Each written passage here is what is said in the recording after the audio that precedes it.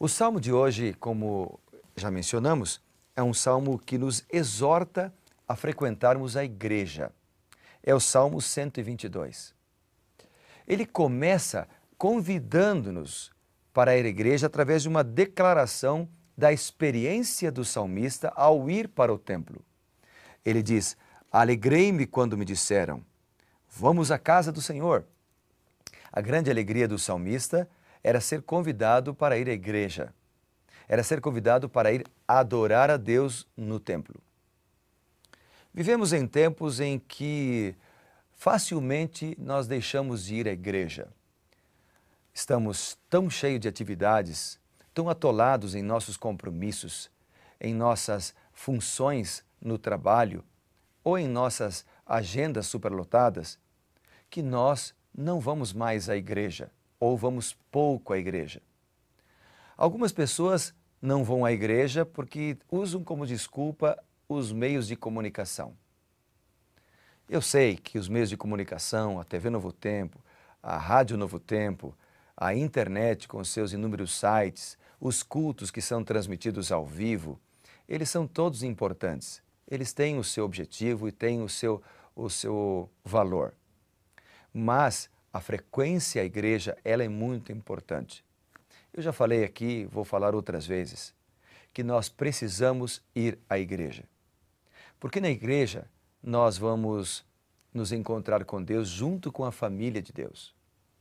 Na igreja nós fortalecemos os nossos relacionamentos com os nossos irmãos, com as pessoas que vêm para ouvir a mensagem da salvação. Você já imaginou uma pessoa que é convidada para vir ao culto, chega lá e não tem ninguém? Qual o impacto que ela tem? Então, mesmo sem você falar uma só palavra, você ir à igreja, você vai estar contribuindo para causar um impacto positivo na vida daqueles que vêm a primeira vez para ouvir a mensagem da salvação. A família, a igreja, é como a família de Deus. Ou seja, eu gosto de estar com a família. Eu gosto de estar com minha esposa, com as minhas filhas. Eu gosto de estar com os meus pais. Eu gosto de estar com os meus sogros. Eu gosto de estar com as minhas cunhadas, cunhados. Eu gosto de estar com a família, porque eles são importantes para mim. E a igreja é a família de Deus. Nós precisamos ir à igreja, desenvolver este hábito. Quanto mais nós vamos à igreja, mais nós vamos sentir falta quando nós não vamos. O salmista diz: "Alegrei-me quando me disseram, vamos à casa do Senhor." Alegrei-me, porque ele tinha o hábito de ir ao templo. O salmo continua trazendo-nos mensagens importantes nos demais versículos. São 9 versos este salmo. No verso 2, a Bíblia diz: "Pararam os nossos pés junto às portas de Jerusalém. Ó Jerusalém, que estás construída como cidade compacta, para onde sobem as tribos do Senhor, como convém a Israel, para renderem graças ao nome do Senhor. Lá estão os tronos da justiça, os tronos da casa de Davi. Orai pela paz de Jerusalém. Sejam prósperos os que te amam. Reine paz dentro dos teus muros e prosperidade nos teus palácios. Por amor dos meus irmãos e amigos, eu peço, haja paz em ti. Por amor da casa do Senhor, o nosso Deus, buscarei o seu bem." O apelo do salmista é para que nós oremos.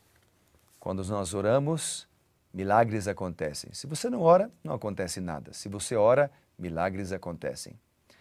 Muita oração, muito poder. Eu poderia dizer também, muita oração, muitas bênçãos.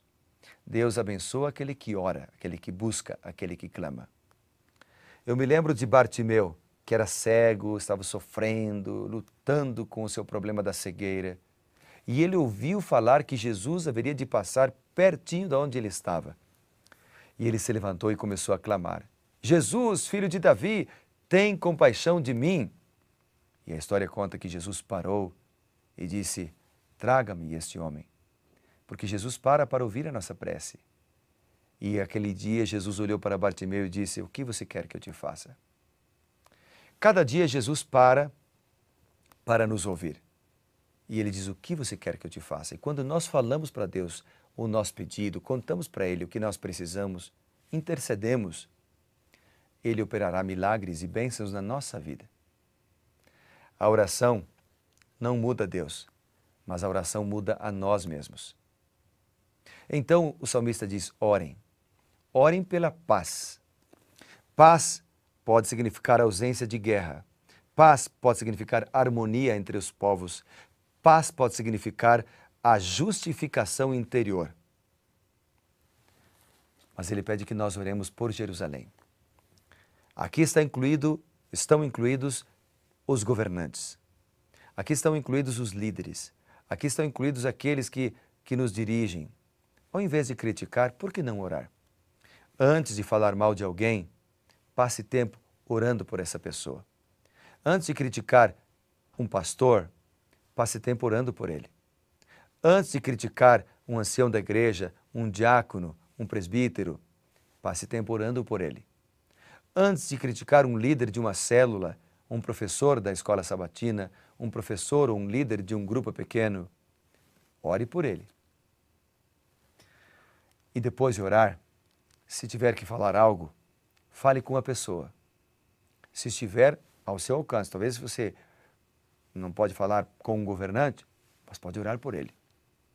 Pode clamar, colocá-lo na presença de Deus cada dia. O salmista diz: orem pela paz. Mas eu gostaria também de incentivar você para orar pela paz da sua Jerusalém, a sua casa. Quantas famílias vivem um verdadeiro inferno entre quatro paredes? Maridos que são verdadeiros demônios dentro de casa. Nós temos na Igreja Adventista do Sétimo Dia um programa Quebrando o Silêncio, para promover a paz dentro do lar. E as pesquisas mostram que o lugar onde acontece muita violência, desprezo e abuso, infelizmente, é dentro de quatro paredes chamada família. Um lugar onde é tudo menos um lar. É um lugar de batalha, de perseguição, de crítica. Por que não orar pela paz? Já pensou se o marido orasse pela paz dentro de casa, se a esposa orasse pela paz, se os filhos orassem pela paz, se todos se reunissem juntos para orar todos os dias? Se cada um tivesse o seu momento de comunhão com Deus, lendo a Bíblia, ouvindo a voz de Deus, estudando a lição, conversando com o Senhor cada dia, contando-lhes as suas necessidades, os seus problemas. Cada lar deveria ser um pedaço do céu na terra e não um lugar de brigas, não um lugar do inferno. O que eu quero dizer para você é que o salmista nos desafia hoje. Ele diz que aqueles que amam a Deus, amam os irmãos. É por isso que lá em Mateus capítulo 22 ele diz: ame o Senhor teu Deus acima de todas as coisas e ame o próximo como a ti mesmo. Eu quero orar por você nesse momento. E quero orar também pela minha família e pela tua família. Vamos nos prostrar, fechando os nossos olhos e, em sinal de reverência, fechar as nossas mãos também. Bondoso Deus, eu oro nesse momento por todos que aceitaram ser mais frequentes na tua igreja. Por todos que aceitaram louvar o teu nome, orar mais, buscar mais pela paz dentro do lar, na comunidade e na igreja e na cidade onde vivemos, no estado, no país. Que sejamos intercessores fortes, intercessores constantes. Oramos, Pai bondoso, nesse momento, por nós. Nos entregamos a Ti, pedimos perdão a Ti, pois oramos em nome de Jesus. Amém. Que Jesus te abençoe, viu? Que você tenha um excelente dia e que você seja reavivado por Sua palavra.